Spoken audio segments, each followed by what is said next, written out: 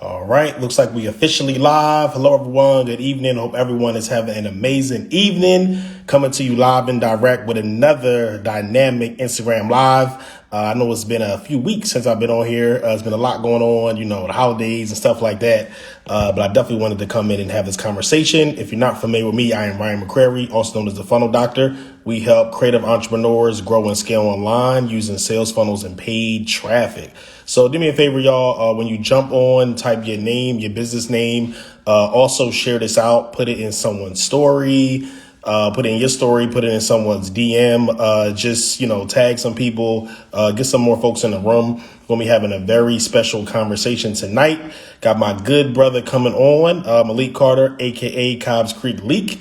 Talking about how we can take our business revenue and actually buy up the block and turn it into wealth.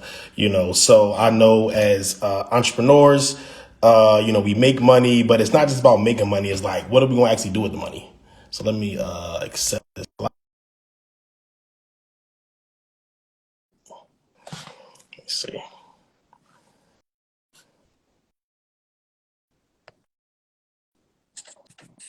There Yo, we yo, go. yo, yo, yo. Yo, what's going on, bro? How you doing? All right, this is long overdue, man. Definitely long overdue, man. I appreciate you coming on. I'm busy, but you got a lot going on, so I appreciate you just coming on, having a conversation. Yeah, I'm back at it, back out in these streets. Real estate life. Yeah, I already know. Listen, I'm trying to get to where you at. You know what I'm saying? I'm just a small fish trying to get in, but definitely, tapping in, trying to do my thing as well. No. You out there killing it, man. The thing about your space, like, of course, when it comes to branding, like especially when it comes to like the black community, like it's real tight knit. And so you probably like one of the like only two or three funnel builders that people like really respect and go to. So yeah, you already got your niche. Go ahead. Yeah, I appreciate it. You know what I'm saying? So I definitely want to, tap in tonight. Do me a favor, y'all, when y'all get on, share this out, drop it in your story, put in someone's DM, tag some people. Really going to have a nice, real estate wealth conversation. Because, I talk to entrepreneurs, people, we help entrepreneurs make a lot of money, increase their revenue. But it's like when you get the money, when you make this money, like, what do you do with it? You know what I mean? How do you turn it into assets? How you turn it into generational wealth? And I got the real estate expert on tonight. Yeah. So before we started, and I'm even curious on this. I am curious more your background and, all the way back and how you even got into real estate, into this space. So I was born in real estate, honestly. So like my father was always investing. Um, his father with my great uncle, like we all. Matter of fact, so you're from Philly, so right around 50th and Thompson, it's a building, a 24-unit apartment building. My uncle had that joint. My pop. So when you come over to Spring Garden Street Bridge, right, that 31st Street, the daycare center, Yep. my on that whole block right there, right. Man.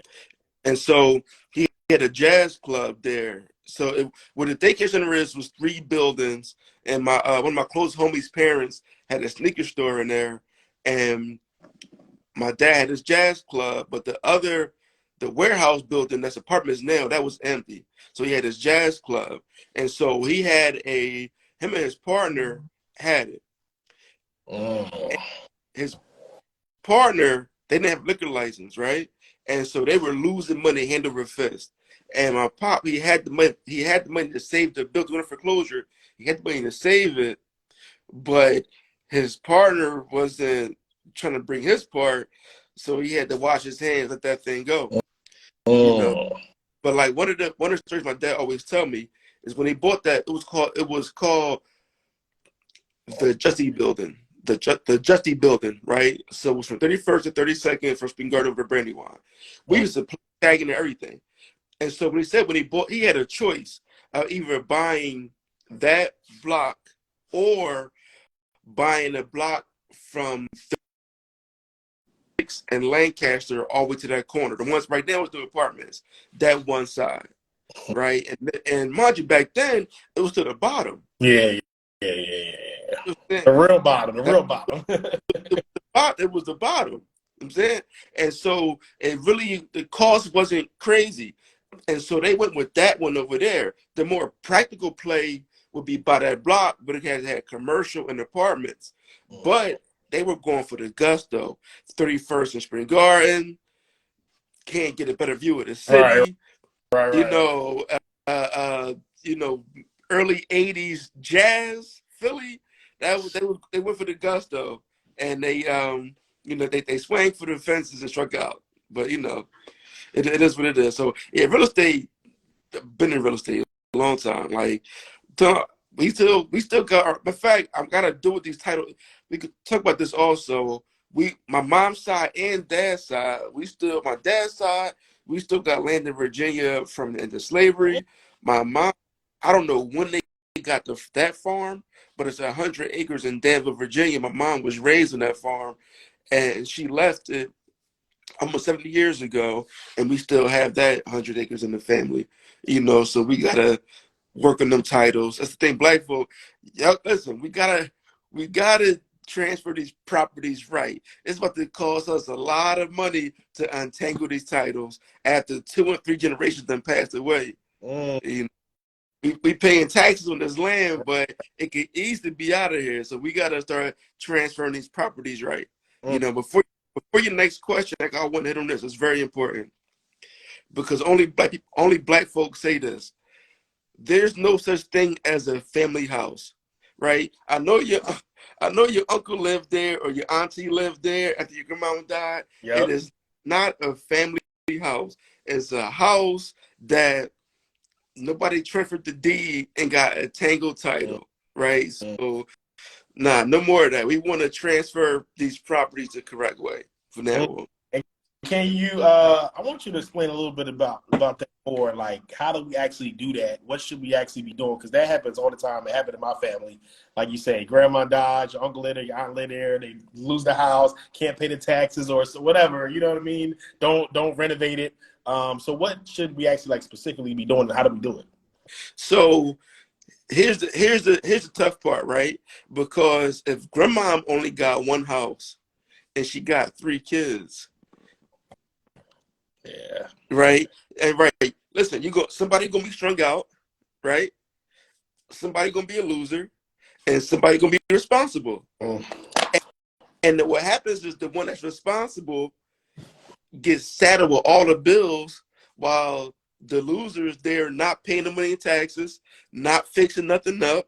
You know, that is like, yo, then the other one that's strung out, what they gonna do? Right. Like, and so all the burden ends up falling on one person. Matter of fact, like what was that like soul food? How Yeah. Jack, Yeah. Yeah. Yeah. like, Yeah. listen, Yeah. the one successful person had to foot the bill for the entire family Yep. for the housing. And that's pretty much how it goes. So, you know, if it's only your one house, you got to determine, like, okay, who was going to be responsible for this thing, right? And I'm gonna get personal now. I have, and talking to my in-laws, right? My wife and I got a crib. All her sisters got husbands and houses except the one. Mm. And so my mother-in-law said, okay, we're going to leave this house to her. She's not married. I'm like, okay. So when it's time for final expenses, she going to pay for it. Right. If Right. Right. Right. Right. she get the credit, Right. I'm saying, so everybody else got to chip in, and she get your asset. That Right. don't make no sense, Right. right? So these are all real conversations that we gotta have. So no, determine, determine before you did this, and you're going to die. Determine what happens to that property before you die. Are you gonna do you want to put it in the trust and be managed by somebody else? Probably not. There's going to be an expense for that.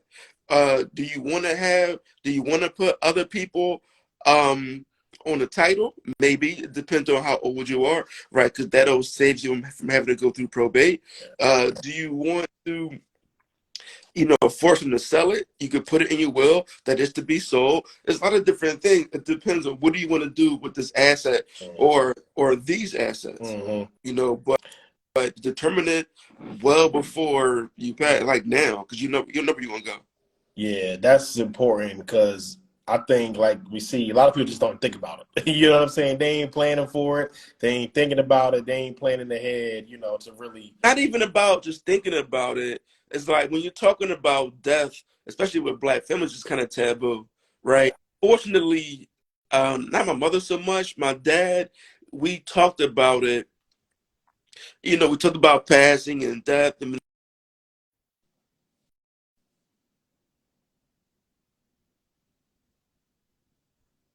about insurance.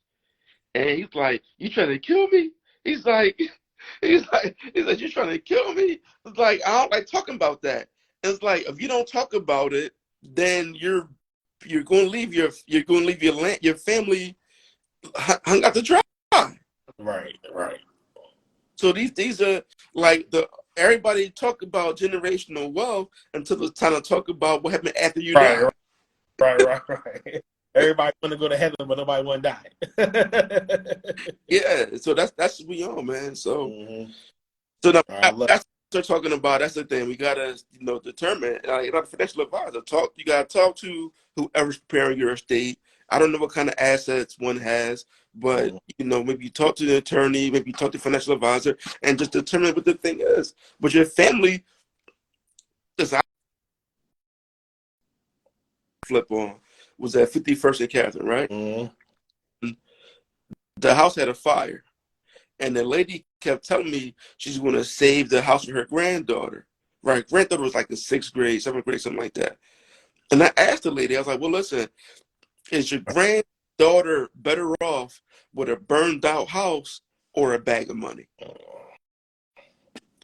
Like, if something happened to you, what is this 12-year-old girl or 11-year-old girl going to do with a burned out house but lose it? Right. Right. All she's going to do is lose it. And so we ended up doing a deal. I paid her like 95,000 for that burnout back Mm. then, you know. Yeah, I love that. If y'all got questions, yeah, feel free to drop it down. So yeah, I really didn't even know much about your background. I didn't know it was in your blood. I didn't know it was in your family. I didn't know that it actually goes back generations.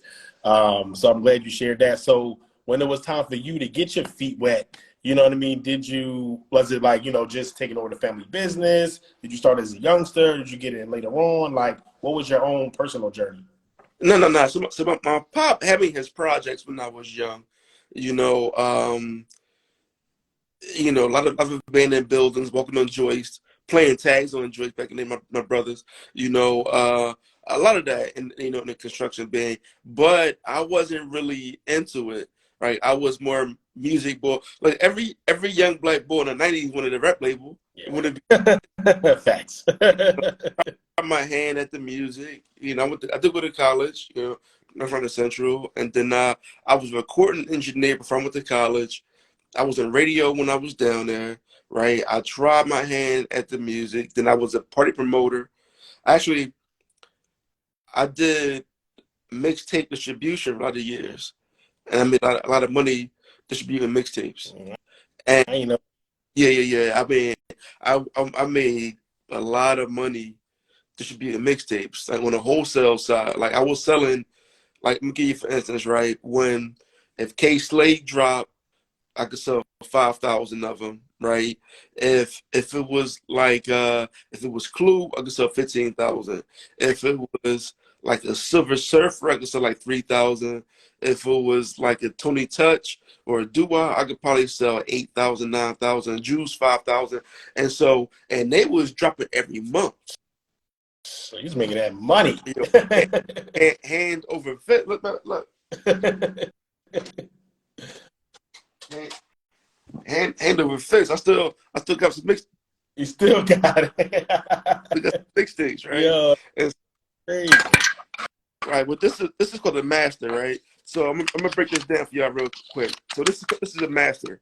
So this is a doo-wop master. So I probably paid $200 for this tape, right? So by paying $200 for this tape, that gave me the right to reproduce this tape. So I would take the covers, I would photocopy the covers. I had a high-speed dubber, and I would dub the tapes, and I would wholesale them. Yo, that's hustling for You know, real. but yeah, man, I got hundreds and hundreds of masters, and I was in college, right? And so yeah, we were that's at that time period, man. We were really my one of my closest homies, he was in the mixtapes, but then he the one that like really pushed me to take it to the next level, and that's why I do everything. I'm okay with pushing the envelope. Nothing has to be regular, and I learned that early on, from dealing with the mixtapes. Mm. Yeah, I love that. So then, when did you start dabbling in real estate for yourself? So for myself, I started doing mortgages first. Like what it was.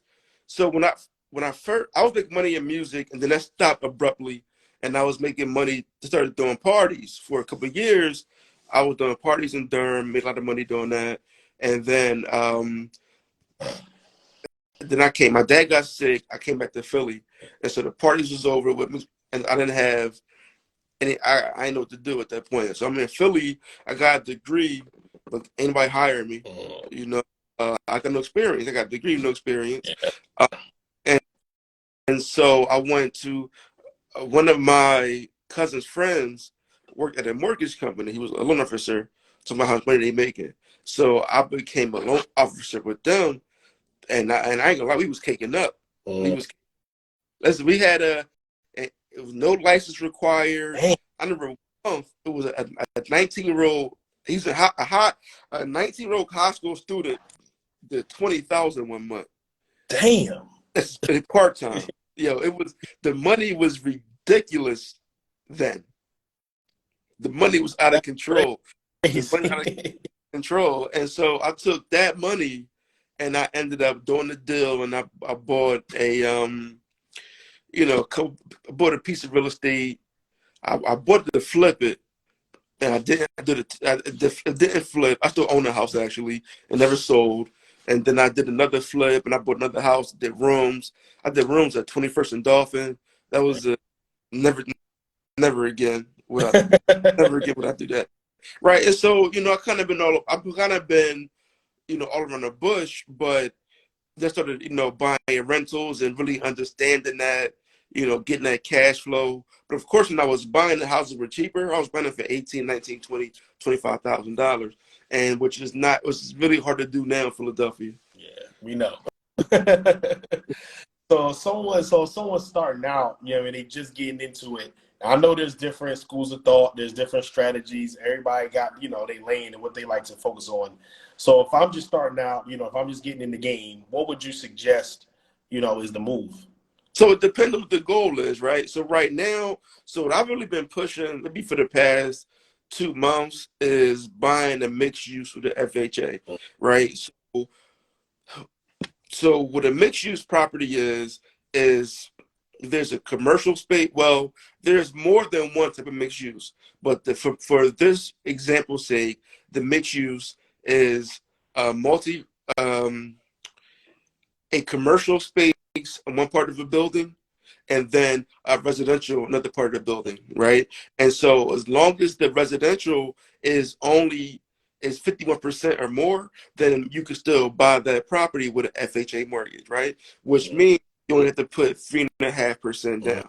So I've been telling people to buy a business. Like you could legit go out here and buy a barber shop, a pizza shop, if you want to do an event space, if you want to do a hair salon, if you want to do a tattoo parlor, right? If you want insurance agent, it doesn't matter what it is, right? You have this commercial area that, right, and you could buy up to 4 units. And so, of course, in Philly, we got row houses, Squishy Corridor. So in Philly or like New York or Baltimore, what that looks like is it'll be a storefront on the bottom, and it'll be 3 units above it, Mm. up to Up 3 units above. two or So, three, yeah. right. So you can buy those 4 units and you live in one and you rent the apartments out, and now you can start a business, and your business has a higher chance of survival. If you don't want to start a business, no problem, then you can rent that commercial space out. Mm. I love that. Yeah. If y'all getting that, definitely type something in the chat. Let us know, type an emoji or something like that. Yeah, and that's definitely really smart. About how many deals you think you've done so far? I can't count them. I can't no idea. So, I got no idea, bro. I can't even count them. I really can't. I can't That's, even come close. I that's a mean, lot. and I'm still a realtor too, right? So I mean, I've done hundreds of, I've done hundreds of sides as a realtor. You know, I've done dozens of sides as myself as far as me buying and me selling my own properties and rental. I don't even know, bro. I don't. That's how y'all know it's a lot. You know Yeah. what I'm saying? So I got a question. You know what I'm gonna say, but I'm gonna ask.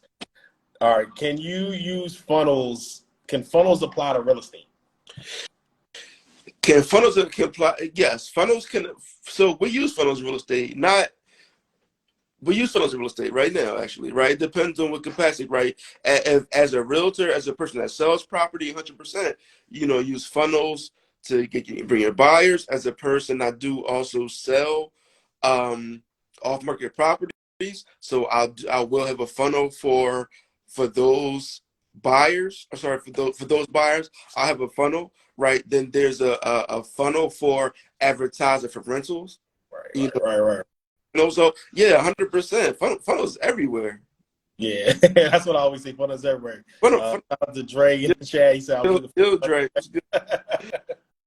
You got the red. It was good, man. Yo, and I think honestly, what I see from real estate folks, I don't think they leverage funnels enough. You know what I'm saying? Like I definitely see you know, leveraging it. And like you said, there are many different capacities to do it. If you're an agent, definitely getting leads. You know what I'm saying? I don't be seeing no ads from no realtors to get leads. You know So, what I'm saying? so I'm gonna tell you what the reason why a lot of realtors don't run ads is because you can't because of the fair housing law. It's hard to target because of the fair housing law, right? And so you can only really do broad advertising, Yeah. which could be I've seen that in Facebook. We've done some ads for some realtors, and I've seen that in Facebook. They don't let you do a lot of customization. It's definitely really broad, but you can still do it though. now you could tell, but I think you probably have like a little bit bigger budget. I think for me, I do plan on running funnels for like I'm definitely planning on doing a what's my house worth funnel. You know, actually, what I want to build right now, I want to build some quiz funnels, man. I want to Yeah. I want to work some quiz funnels. I got one in my mind. I got one or two in my mind. I want to play with. Use the quiz funnels. So let's 100%. The funnels everywhere, everywhere. Mm-hmm. What's my next question? Definitely about a year. I definitely think funnels, you know, realtors, agents, and everything like that definitely need to leverage them more. So I do want to know what made you want to become an agent, also, not just an investor. My cousin had his license. I was like, whatever. I get my license too. That's it. You know, yeah. You know, I admire him. You know, he's a lot of times in business he's ahead. He's like younger than me, but in business wise, he's a little bit ahead of me. And he had his like, all right, whatever. I get license too. I'll just get one, and I got it. And he barely uses his license, but I use mine. I mean, my best year as a realtor, I did like 150, which is not spectacular. But for Philly, our, our our average price point at the time when I was like really heavy as a realtor was like 170.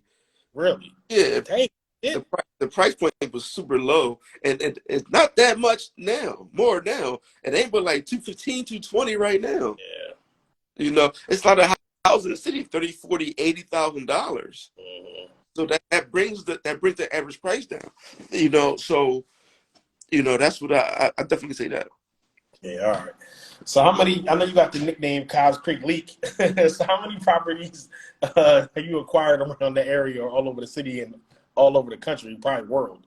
No, I mean, so I've been buying and selling. I haven't really been this past couple of years. I sold a good number because the prices were too good. I sold. I'm gonna give you an example, right? I had a duplex I bought at 60 First and Catherine, Mm-hmm. right? I paid 45,000 for it. It was a shell. I had to get that. Go did you buy it? I bought that in 19. I bought it in 19. Okay, all right. 45K, I 60 bought first and it, Catherine. All right.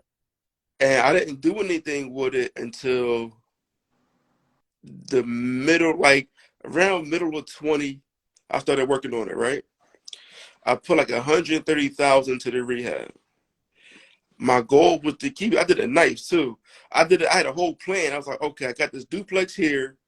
I'm gonna have, the way I designed it was each apartment had 2 bathrooms, right? As an apartment. One had 2? It was a 2-bedroom, 2-bath apartment. Dang. Kill the design.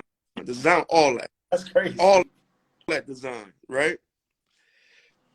My goal is like, listen, worst case scenario, my kids, they always got somewhere. Right. You know, they can share apartment, they can split it up, whatever they want to do. Right. Yeah, And, 2 and 2. Shit. and I had that house in particular as my vision for it, right? I didn't put it in the market. Somebody came along and offered me like 310. I'm like, I gotta go. Yeah. So you bought up 45. You said you put like 130 in it, and they went to, yeah, you gotta go. Like I'm saying, and so the numbers were so good in 2020, 2021. I made more money than I've had in my life in 2021. Like, now, I've never made that much money, but part of it was because of me selling off these rentals that I had built up this equity in. Like, I had one at 54th and Norfolk. I bought that one for 18,000. I had tenants in it. Tenant moved out. I put 30,000 in and sold it for 170. Damn. You know what I'm saying at like a 3-year time period. And so That's crazy. right, and so the numbers were so good over these past couple of years. I just offloaded a bunch of good rentals, and now I was like, okay, and let these prices come back and let me load back up. I probably oversold. I probably should have kept a couple of, like the duplex. I probably should have still kept that one. Maybe like one other one I probably should have kept, but the other ones, you know, like it put me in a position to do things that I want to do, which was do more bigger deals, do more development. I put a bag in the stock market. You know what I'm saying, and so these are things that I had always wanted to do. Now I have this lump sum of cash. I can do these other things. Yeah. And I think that's important too, because having that cash flow, you know what I mean? Because you do see a lot of people, they may have tons of assets or buy a lot of stuff, but when they need cash, they ain't got no cash. When they need liquid, they ain't got liquid, or they see an opportunity come up, whether it's the stock market, whether it's a business, whatever. And it's like you got all these properties, but you ain't got no liquid to take advantage of a deal you might come across. Right, no, 100%, man. So I learned it the hard way, right? So I lost everything in 2008. Really? Everything. I had no reserves at all. I had no cash saved up. All my money was tied. I had like rental properties. I was a mortgage banker. I had my building right there in the corner of 65th and Haverford. Now I think like it's like the Dominican hair salon now, right? And so that was my business. I lost. That's what I was just around and near the C. Well, it used to be CVS. Oh yeah. Yeah.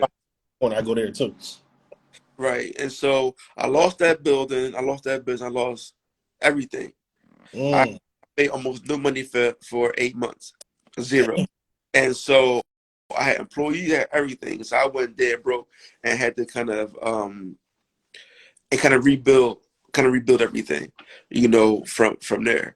And so what I really learned from that experience is to have money when the time comes. Yeah. I'm saying, like, because there's always going to be an opportunity. You know, if I could have weathered that storm, I'd have made so much money. But that was our first recession in 2008, so I didn't understand what was going on. That's why I'm not afraid of this recession, because I went through 2008, the Great Recession. Right. I'm saying, like, people. I don't think people don't realize how bad it was in 2008. Yeah. You know what I'm saying, like, real estate person I talk to, they say the same story. Like, yo, I lost everything. Like, for real. Bro, listen, people were committing suicide 2008. Crazy. Somebody jumped off of City Hall 2008 recession. Damn. Millions of home loss, millions of job loss. And so the people that were in position with cash 2008 made a bag I was out of position. And, Mhm. all right, let me keep some bread to the side. Let me keep my credit straight. Let me keep my lines of credit up. Let me keep all this. So this next opportunity I could take advantage of. You know, because like taking that L is one thing that I learned, and that's why my message, you know, is always to stop buying stuff. I've been saying that I'm frugal boy because I've been broke 2, 3 times. I'm not trying to go back, right? Thing that would have saved me. You know, I saw this. Who said that? Roddy Rich. I know where he got it from. He said, "I save my money because one day it'll save me." I love that. So I got a question. So that's why you fly Frontier? No, I'm messing with you. I'm messing with you, bro. Hey, listen, I do both. I do both. I do first class and I do Frontier. No, I'm fucking with you. Gemini. No, but you 100% right though. Right. And so, you know, since I took that huge loss, and I've been very frugal since, especially. I'm a very cautious investor. I can have way more than I do, but a couple of things prohibited me from even going harder. Right. That is not really having a great understanding of how to level up. Like once I got to a certain level, I got comfort and kind of leveled out and wasn't trying to level up. Right? It was not. It was the lack of information. Okay, it was like, okay, what else can I do? And then it was like, all right, I don't want to take a huge risk and lose what I got. Right, and that left me being cautious. Mm-hmm. And Yeah, okay, yeah. And so, you know, I want to, if anything going here, um, let me break this down real fast, right? It's going to come back to your initial question before of how to get yeah, started, yeah. right? It's going to tie all back in. The reason why I tell people mostly, even if you don't buy mixed use, buy as many units as you possibly can, up to 4 units, at that 3.5%. Mm-hmm. Why that's important is because one, if you decide to go and buy another property, if you're buying a single family house first, then when you go to get the multi-family, you got to put 20% down. Mm. That's the first thing. Did the Where shit. if you buy a triplex first, it's only 3.5% down, and then you can refinance out of that or not, right? And then if you go conventional on your next property, you only got to put down 5%. Mm. If you think about it from a cash outlay standpoint, you got to put down 3.5% on the house and then 20% multifamily, right? So let's think about it in dollar terms. Let's say both properties are $100,000. So now I put out $3,500 to buy this house. When I want to buy a duplex, I got to put out $20,000.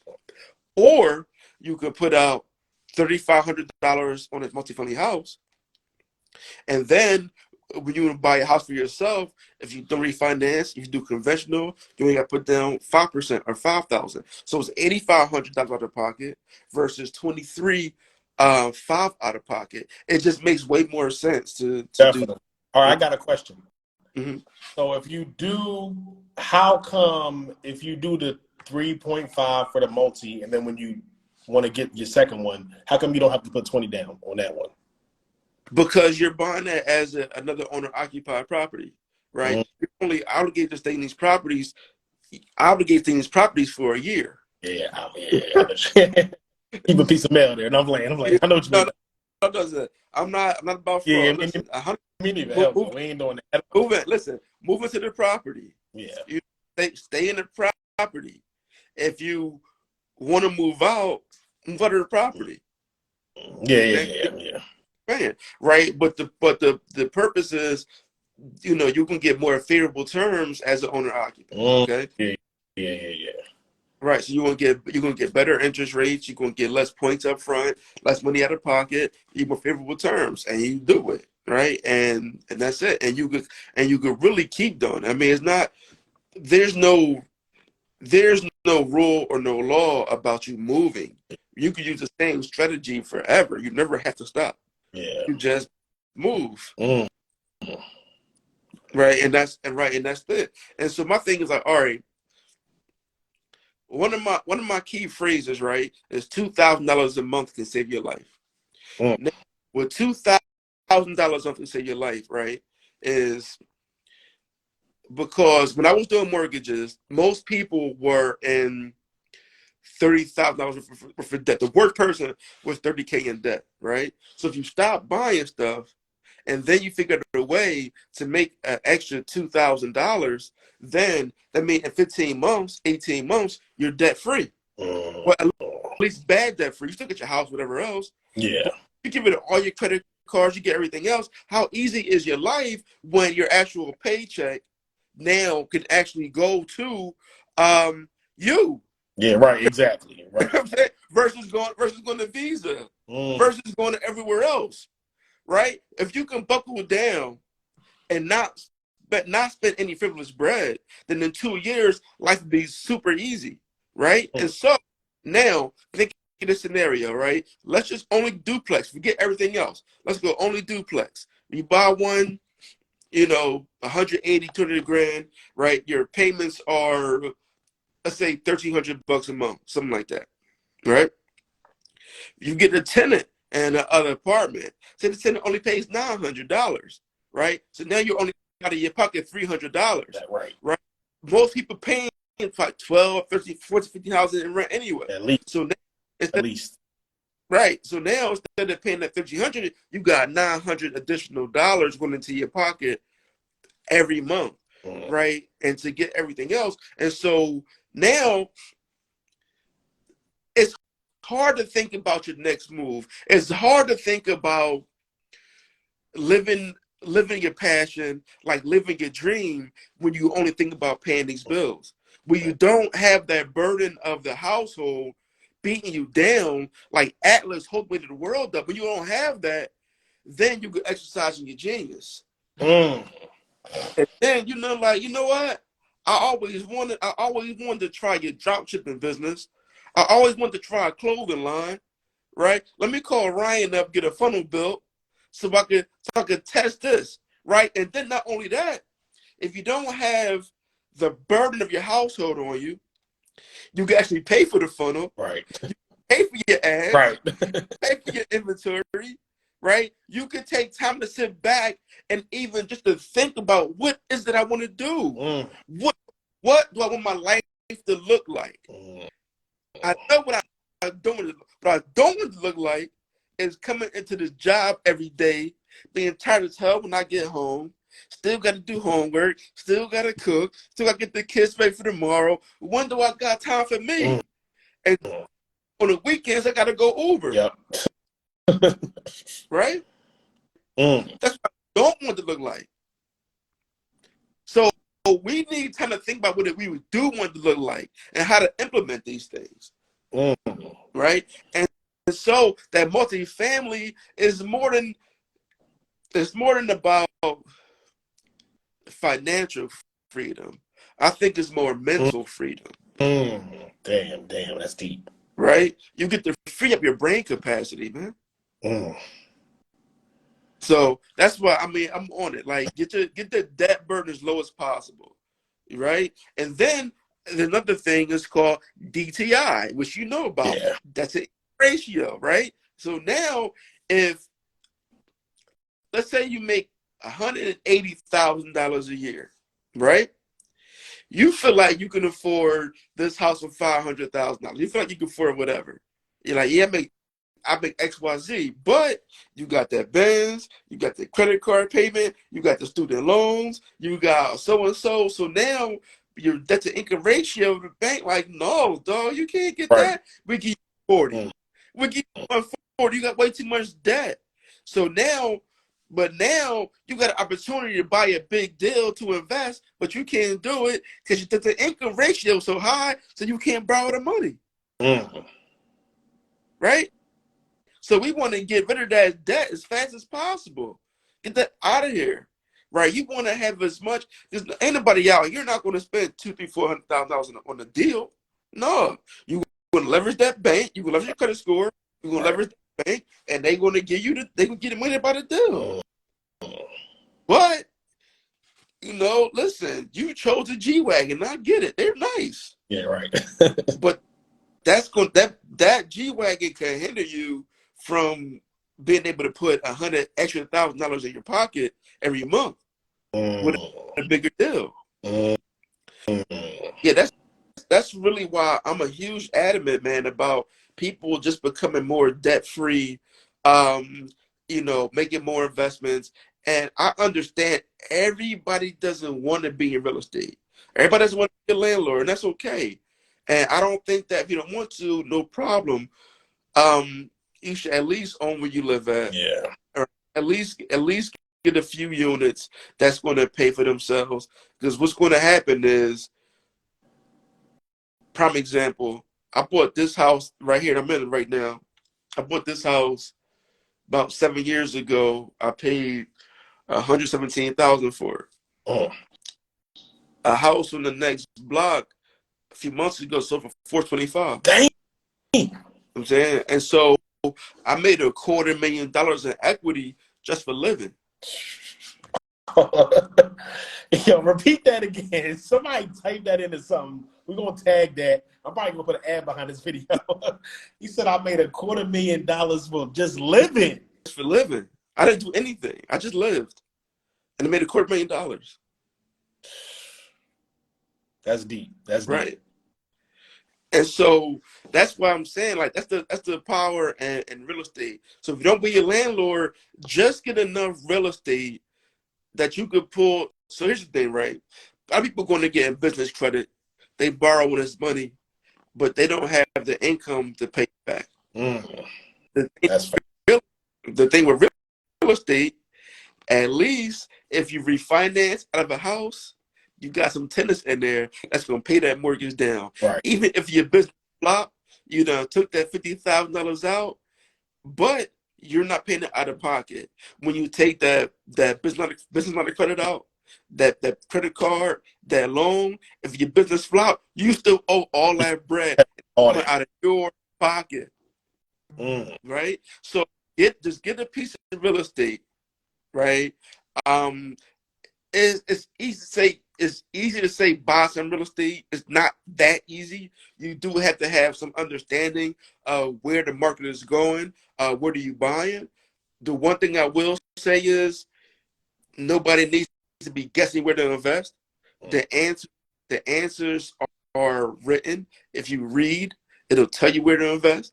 Like all of these cities, they have their future plans. They tell you where new hospitals coming, where the new trains coming. They tell you new highways coming. They tell you new neighborhoods. Just read. It'll tell you where to invest. Just read. The number one skill you need in this business to make money is reading comprehension. That's it, right? And so now I done read this thing.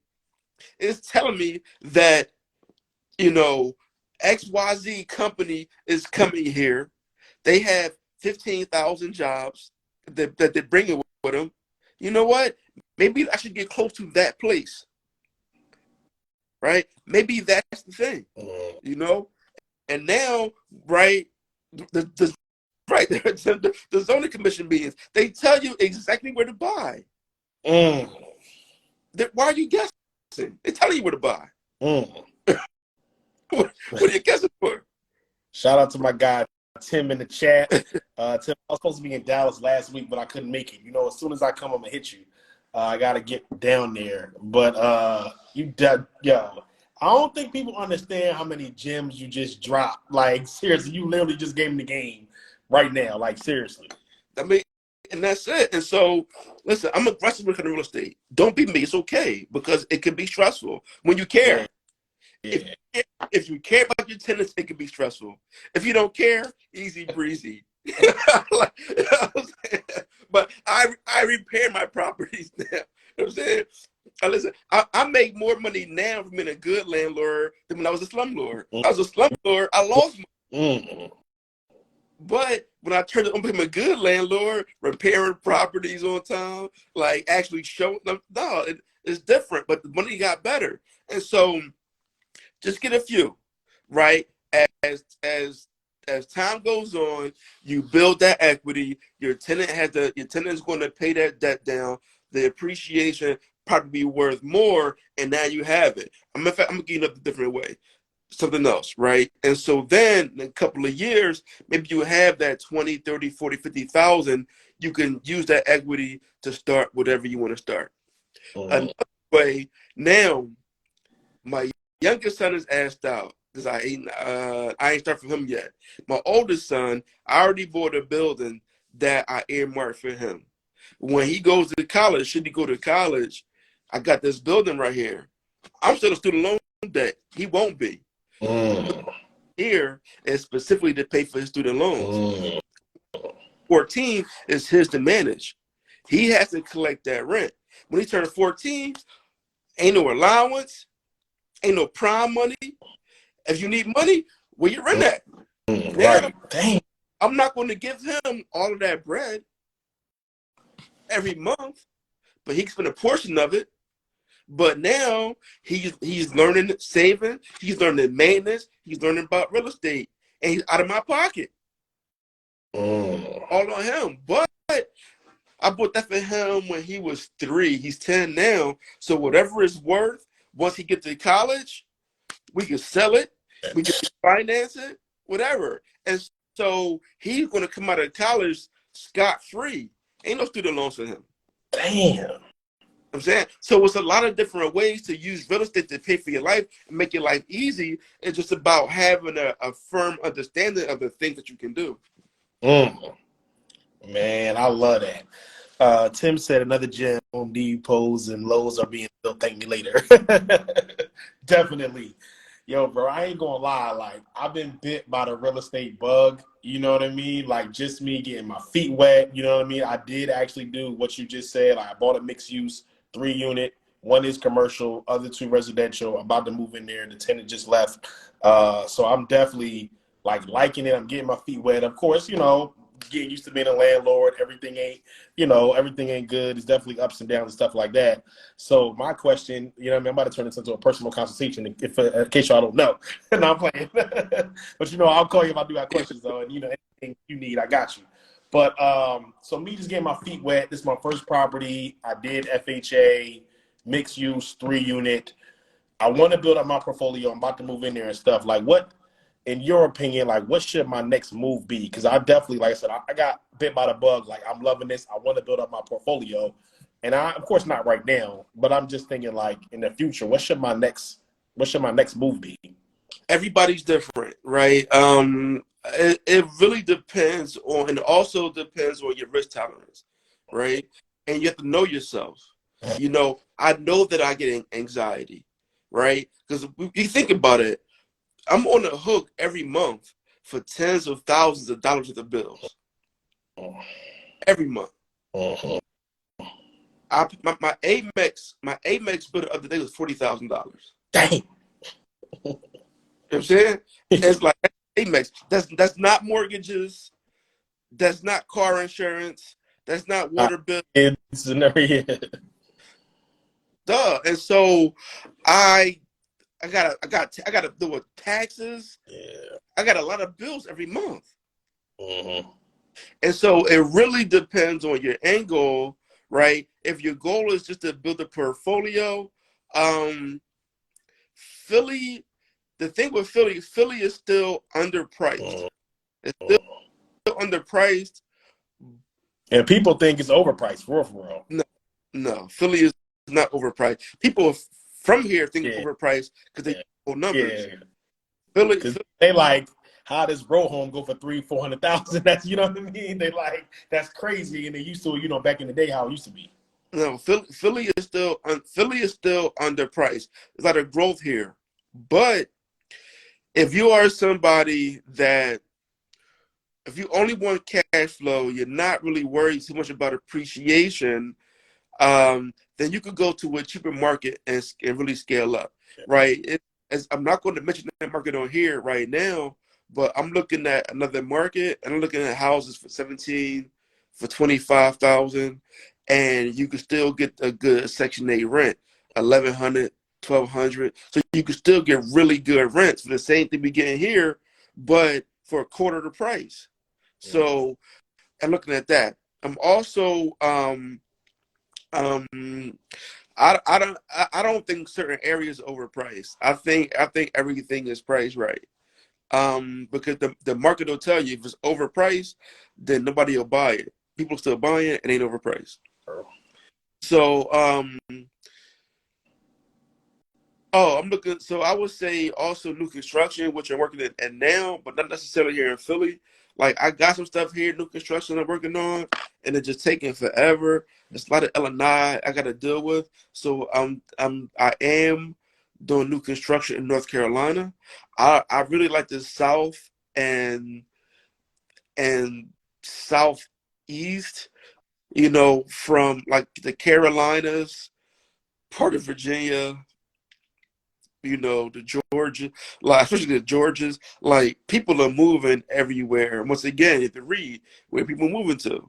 A lot of people from California moving to Texas, right? A lot of New York moving to Florida, right? There's an area I think they call it like the Golden Triangle in Texas. It's the area. It's Tipton on here. Uh, might be. So it's the area right between Austin, Houston, and Dallas, right? If you look at it on the map, it forms like kind of a makeshift triangle. And they said more people are moving there than anywhere else in the country. Damn. Right. So that's Killeen. That's all these towns never even heard of in Texas. That's Waco was in that mix. There's a lot of areas. And so if you're somebody that wants to invest for trends for where everybody moving to, then I will go there. That's because you could buy land for the low and do new construction and make some real bread. And so for you, like I said, what's your goal? Is your goal to add units? Only in Philly is your goal to buy in a cheaper market and scale up? Is your goal to build new construction? It really depends on what your goal is, and it really depends on your mindset, and your mental capacity. I'm probably not going to be adding a whole bunch more units. I'm gonna take what I got, and I'm about to do more new construction spec houses to sell. And if I have any more units, I want to build them. I'm not going to be buying any more rehabs because you could buy dirt for the Lowski somewhere in the South, and I could build 12 units. But somebody buy a 12 unit here, I'm going to pay millions. Yeah. Well, why not just build 12 unit for $1 million? So I was like, so that made no sense. So let me go ahead and pay $1 million to build something versus pay millions to buy something that's already done. Yeah, I definitely got to think more of like what my overall goal is. And like you said, it's a lot to think about. I definitely, of course, want to build a portfolio. I want to build wealth. I do want more units. You know what I mean? But I'm like, do I want to expand to other places? You know what I mean? Do I just want to keep it in Philly? So I definitely got to think about it more. Yeah, you got me thinking. But I definitely got bit by the bug now. Yeah, listen, bro. Let me tell you this, man. A lot of people rushed to Cleveland for the past couple of years because people was buying houses. You can still buy houses in Cleveland like $15,000-$20,000. Damn, for real? Listen, you could get a credit card, go to Cleveland, buy 3-4 houses. Let's go. You ready? And so I was off of Cleveland because when everybody is running there, I run away. So I wasn't on it. And I went out there last November. I was like, okay, I understand it now. I got a feel for the market when I was out there. And so maybe I would invest. But as of right now, I'm in one other market I'm looking at, but I'm really in Carolina, man. North Carolina's where it's at for me. North Carolina's where it's at for me, man. And what I want anybody to take from this is, even if you feel like where you live is too expensive, like the New Yorks, the Californias, stuff like that, if you just go ahead and get yourself a business credit card for $50,000, you can go into these other markets and you can buy a house for the 20, for the 30, and you could do Section 8 and that'll pay for that credit card off. Now, don't take any profit. Put all that money back on the credit card, like, because you don't have to put it in your pocket, because if you need the money, you could just use the credit card again. But in the meantime, you could get a credit card with a 12 month or 18-month 0% interest. You could buy the house, fix it up, lease it out for 12 months, 18 months, no interest in the card. By the time it's time to start paying the card back, it's then it half paid off. You know, it's like there's so many other ways to do this business, right? One of the things I wish I'd have done, email marketing, John, was good. What's up, sis? Listen, call me. It's been too long. The Clavio Queen up this John. But I should have done new construction sooner. Right? I should have done it sooner, because I was buying these houses for the 20, 30, 40 cash, right? Where I could use that same money in the new construction. I thought it cost way more. Let's say it takes like 20%, right? So if a building costs $400,000 to build, if a building costs at that time period like $100 a square foot, like $200 to $250 to build, I'm on my pocket like 50 grand. So instead of me having this regular house in the hood 50 grand, I could have had some new construction, Northern Liberties, for that money, and been able to make $250,000 on selling it. Damn. Right. So and a lot of it become the self-confidence. What I say all the time is like, really, I didn't really believe myself that much, and it's hard to really admit that, especially when you're in the moment, right? I used to work at the housing authority, right? And when I used to come home, I would just watch TV. And I was like, damn, Malik, you said you was going to have all this. You said you're going to be on that. But like, if you believe you're going to have if you believe you're going to be a millionaire, all these things, then why aren't you doing it? Right? Your actions do not match up with your wants. And I was like, and I had to look at myself, was like, damn, if I really believe that, I would be working towards that goal. And so I had to end up, I had to take a hard look at myself and say, okay, Malik, now what? What are you going to do now?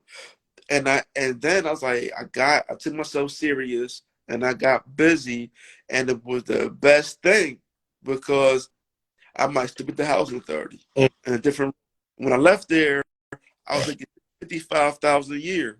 I'm making like $60,000 a year, but in a job that I disliked. And so a lot of when you think of a lot of our issues, right, it really comes from self-esteem. You know, why do you have to have that purse? Why do you have to have those exclusive J's? Why do you have to have, this table in the club? Why do you have to have this car? It's like, because we like that feeling when somebody says, yo, that shirt's dope. Right. But yo, you look good. You get that little dopamine right there, like, yeah, I look good. Right. I'm saying, and it's like, that's a miss for everybody else, right? It's like we get that. And once you realize that a lot of the things that you're doing are not for you, they're for other people, then you're okay with flying Frontier. Then you're okay with it. Right. I mean, like, yeah. You're okay with it. Hey, yeah, I mean, at the end of the day, like, we all going to the same place. If you flying somewhere, like, you know what I'm saying? Listen, if a dude, let me ask you this: who you think more? This is a real question, right? Who you think get more girls, right? A confident guy, right? Was swag, and just an overall good dude, or a lame in the Lamborghini, right? Yeah, the lame in the Lamborghini, what he going? He going get some attention, right? But he ain't no girl. No, he not. He gonna get attention. Facts. But he's still a lame. Right. That's facts. Right. And so, and once you realize that these material things don't really matter as much in the grand scheme, right? And what for me, like I value freedom more than I value things. Damn, that's deep. Right? I didn't know you was gonna preach a sermon today, bro. Like, yo, you about to send out the collection plate. You about to drop his cash app or his invoice or something. Like, damn, for real. Yeah. No, listen, I'm telling you, man. When you think about, I played this game. I bet you for a long time, right? When I played this game, let me ask you this question. Name one thing in this life that is made to give you money. I mean, like, you talking about real estate or? Everything in this life is to take money from you. Yeah. There is nothing made to give you money. Even the things that are made to give you money, stock market, yada, yada, yada, they take a piece first. Fact. That's facts. Everything. Everything. And so once I realized that every last thing is made to take money from me, I do my best to keep my money out of the machine. Right? I do my best to keep my money. Everything is made to take it from you. Everything. Literally everything. Everything. And knowing that, I go in like, no, you can't have that. You can't have my money. You can't have it. I'm very conscious now. If I know it's made to take money from me, I don't give in. I don't give in. Right? And then when you think about a retirement number, right? Most people don't have a retirement number. Right? And even mine moves. My retirement number could probably be lower than most people's because I have houses with no debt. So I'm not going to have a large housing expense when it's time to sit down. So I'm not going to need as much money as most people.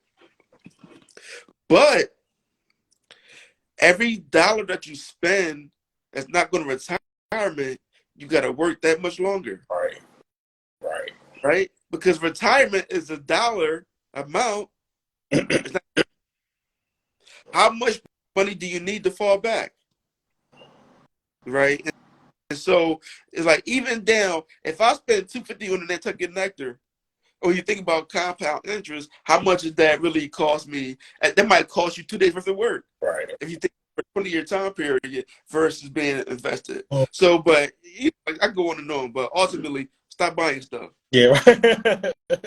Stop buying stuff. All right, we got a whole bunch of questions, a whole bunch of comments and questions. So somebody said, Coach, have you ever changed the zoning of a land or property? I did. I did it once. I'm going through it again right now. I won't do it again on purpose. Not in Philadelphia anyway. How come? It cost me $20,000 in 6 months. Damn. That's what I'm saying, right? And so I am buying one, but right now I'm about to go into contract on a property in North Carolina, and I'm going to subdivide it. I was talking to them today.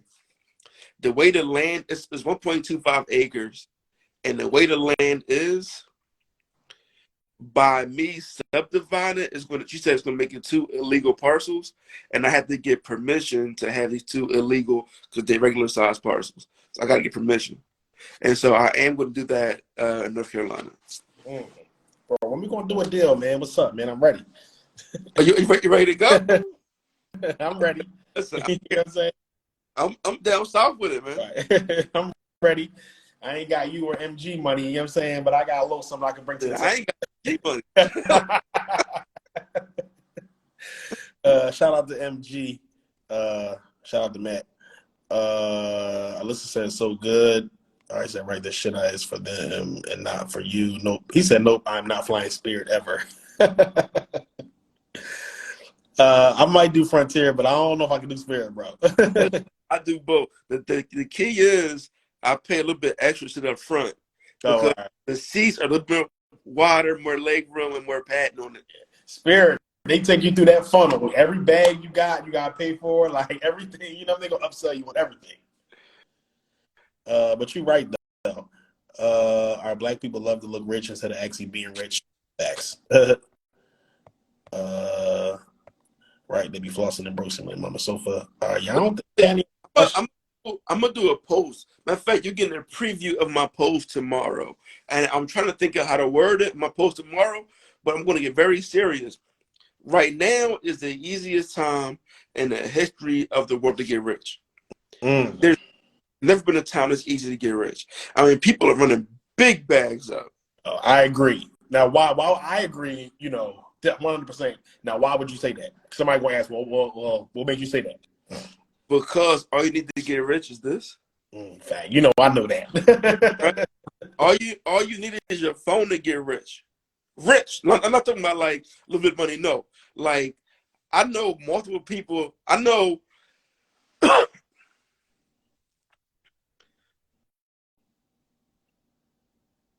one person I know did multiple $1 million days.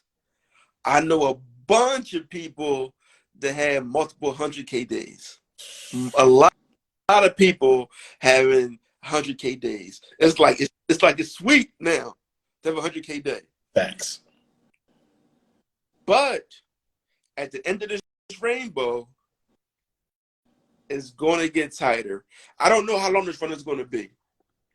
But whenever this is up, things are going to get dumb tight. It's a lot of partying right now. It's a lot of people driving, these Jurises. It's a lot of renting, Phantoms. Yeah. It's private jets. A lot of Toro going on. But listen, what I'm telling you right now, everything comes to an end. Get this bag right now while you can, while it's easy. And it's stacked. I'm telling you, everything comes to an end.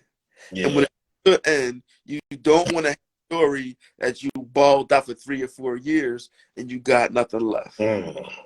Facts. I agree 100%. You know what I mean? Because I see it every day. You know what I mean? Like I worked in corporate, and I made good money in corporate. I never thought I could make, and I ain't have a 100K day yet. You know what I'm saying? But I've had 20K days. I've had, stuff like that. And I used to make 60,000 a year. You know what I'm saying? So I never ever thought in my life I'd be able to make money. You may have 100K day yet because you ain't tried. Facts. It's coming. It's coming. You know what I'm saying? It's definitely coming. For real. I think you could highly have a matter of fact, let's put a date on it. February Valentine's Day. I went 100K day in Valentine's Day. Man, listen, you done already put it out there. You know what I'm saying? Like now I got to make it happen. Now you gotta do it, man. We gotta do some funnel building. Right. You already know. Gotta that's only like with our prices now. That's about 10 clients. They ain't nothing crazy. You know what I'm saying? Get 10 clients in a day. That's it. That's all you need. Come on, man. Let's run it up. So on Valentine's Day, man, I need you to get that 100K day in on that day. All right. I think you already put it out there. Yeah. But so let me ask you this, all right? So we're gonna turn the tables a little bit, right? We're talking about funnels and funnel building. I was trying to get my nephew. I didn't touch this before. I was trying to get my nephew in the funnel building. Yeah, I think he rather rap. I'm like, listen, you can rap and build funnels, guy. You don't have to do either. Come on. You got. Matter of fact, you were a rapper. You should have a funnel. Man, listen, definitely, 100%. Right. And so, I got a good idea just now too. But go ahead. No, but yeah, anything you want to talk about on the funnel side, ad side, listen, I'm down to answer them. So, here we go right now, right? With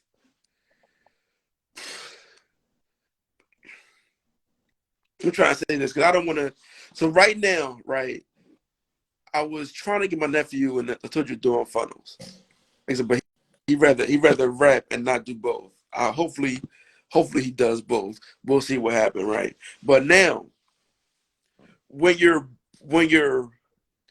building a funnel for somebody else, right?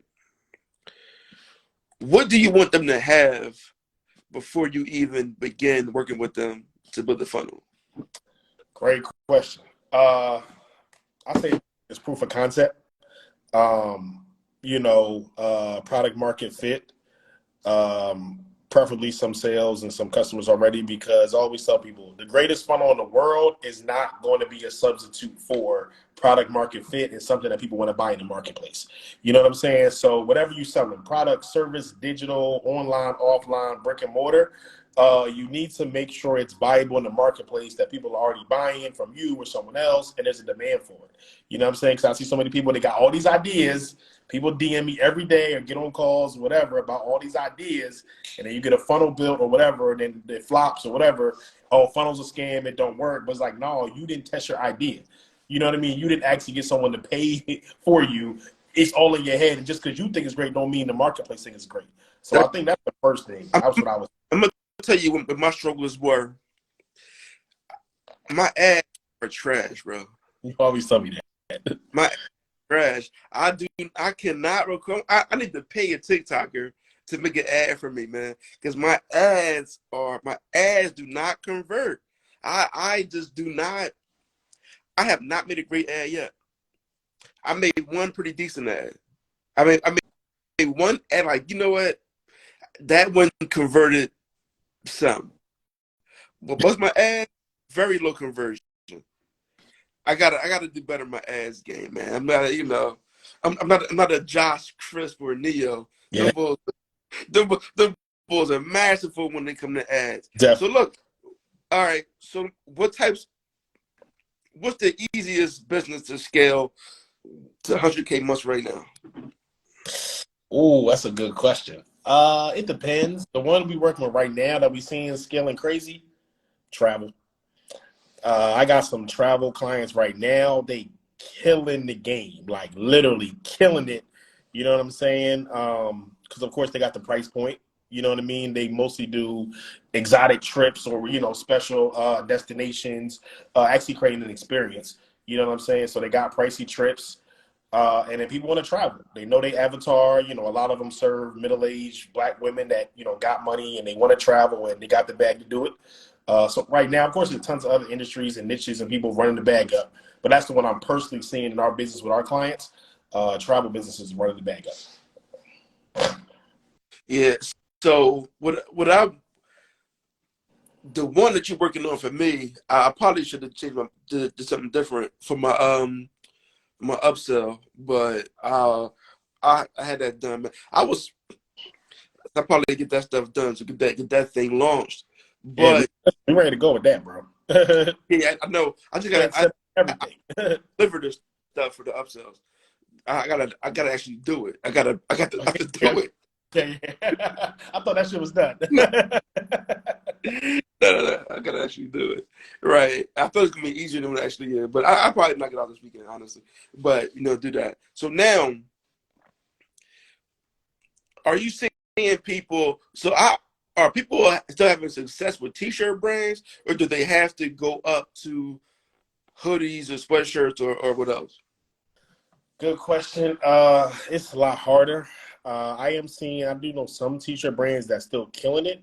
A lot of them killing it on, outside of just Facebook, Instagram, like TikTok and leveraging influence, stuff like that. But it's a lot harder because your average order value isn't that much.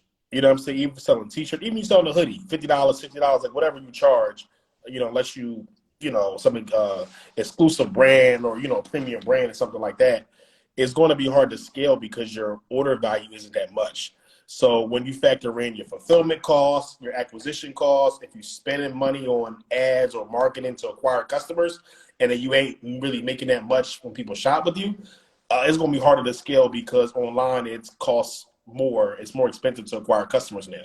So if it costs more to get a customer and you only average order value is $50 or $30 on a t-shirt, it's going to be hard to scale. Not impossible, but it's harder. All right, I got you. So I'm what I'm going to do is thing is because right behind this, you know Jermaine Miller. Uh, So I don't he think. so he did Matt book. He published Matt book. He got Sabine's book. He got Lindsay Smith's book. Mm, He I don't, published Beyond's book. And so I was talking to him, and I'm gonna redo this book. I'm gonna do a physical copy. listen, let's get this book funnel popping. That's one of my favorite funnels, the book funnel. I told Matt, man, I messaged him. I said, let me do your book funnel, man. For real, I was trying to do it. I know he already killing it with his book because he is who he is. But I Yeah, was telling him like, yo, let me do your book funnel, bro. yeah, right. So I'm out here. But listen, I'm about to get out of here. Before I go, anybody that's watching, I'm gonna leave you with this real fast. If you already own a property and you want to buy a multifamily, yes, you will probably have to put that 20% down. Once you You on do a your, single? You on a single? if you're in a single family, unless you can convince them that you're going to move into it, but not in the same neighborhood. If you're moving like I think 50 miles or more away, they don't even question you. That's kind of far though. You know what I mean? 50 miles is far, Yeah. All right. Yeah. right? They don't even question. But can is it possible? Yes, it is possible. Right? It depends on the underwriter. But tell the loan officer up front, yes, I no longer want to live here. You know, like lifestyle change, like something happens if there's like a divorce and marriage, a new kid, like things change in your life where you have to buy a family, then the underwriter isn't going to trip that much. They may put you through some extra steps, but you can eventually, if that underwriter won't do it, go to a different lender because that underwriter may do it, so you could get your multifamily property in that way. Before you buy a property in the area, also find out what's going on in that area is very important. Even down to violence. When I go to an area, I look at the positives and the negatives, right? I look at them. I look at like, okay, be like, yeah, it was 40,000 jobs coming, but they got 2,000 murders. So you kind of like you have to look at both ends of the spectrum, right? You have to look at, is this area getting better or is this area getting worse, right? Are the property values going up or are they going down? You can't just buy in a neighborhood just because it's nice, Yeah. right? Nice neighborhood might have stagnant values, Yeah. or either not stagnant, that might be dropping, but dropping very slow, right? So these are some of the other things uh, to look at. If I was starting out today, starting over in my portfolio, I would still buy that multifamily first, and I don't know that I will stay here in Philly. I probably would go to one of those other cheaper markets, but you might have to drive a few hours or fly to get there. But it's okay if you're doing Section 8 and got a good property manager. You don't have to really worry about a whole lot about being there because I don't do my repairs anyway. If a repair needs to get made, property manager, fix the sink. I'm not going to do myself, so I don't have to, right? So what you want to do is, but you also make sure your properties are in good shape, so you don't get a whole bunch of service orders because service orders will drain your monthly profit, Mm-hmm. right? And like I said, you can buy a lot of these houses. You can buy for $25,000 or $30,000. They might appraise that at 70. Right? And so now, you done bought $30,000, $40,000 in equity. So Mm-hmm. and once again, you could buy a line of credit or a credit card, and then the house is now debt free. Mm-hmm. Right?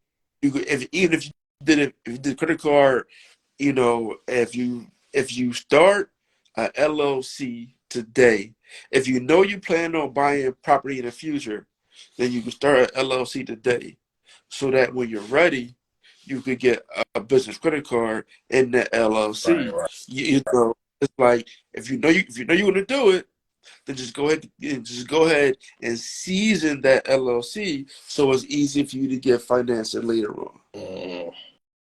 If you're not sure about it, then don't do it. If you're sure about it, then get the LLC, season it. Don't be something generic. Don't have it.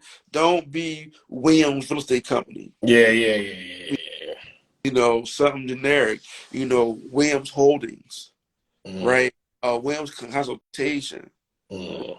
Act- Yeah. right? Something like that. Not real estate, because real estate you have a harder time, getting money from the banks in that way for card credit, right? So, and then you can. Next thing you know, you might take it. You might get 100,000 credit cards by 3 or 4 houses. Now you're making $3,000 a month, and you're good, You could, yeah. Damn. right? And there's a lot of cheap markets out here. Birmingham, Little Rock, Arkansas, Detroit's still kind of cheap. St. Louis is cheap. Memphis, Tennessee, kind of cheap. As a lot of these other smaller towns. What about like Milwaukee? Mobile, Alabama. Milwaukee? Milwaukee is super cheap. What You about know, Syracuse, New York, Buffalo, New York. Still, somebody you can buy every market I just named. You could buy stuff for $25,000. that? Might be my next move. I might just grab one of them jokes. I might credit card and then Toledo, Ohio, you can get something for the teens. I personally like Milwaukee. And there's a lot of places you can buy stuff for the teens. what about And it's gonna be in the hood, but people live everywhere. Just get you some Section 8, and run it that way. That's gonna be your best bet. All right, bro. I appreciate you coming on, man. I know you're busy. I know you got a lot going on. So, Man, I'm gonna lay my butt down, man, right now. Lay down. And tomorrow, tomorrow I'm on North Carolina. I'm buying some. You're gonna see me in Carolina a lot more in the next couple of months, man. Because I'm trying to break ground in new construction down there. yeah. And All right, bet. You know what I mean? Whatever, anything else on the funnel side, let me know. I'll be calling you. I'll be having more questions. You know what I mean? hit me up, man, for sure. Hit me up. I appreciate you, bro. All right, man. All right, bye. Have a good night. All right.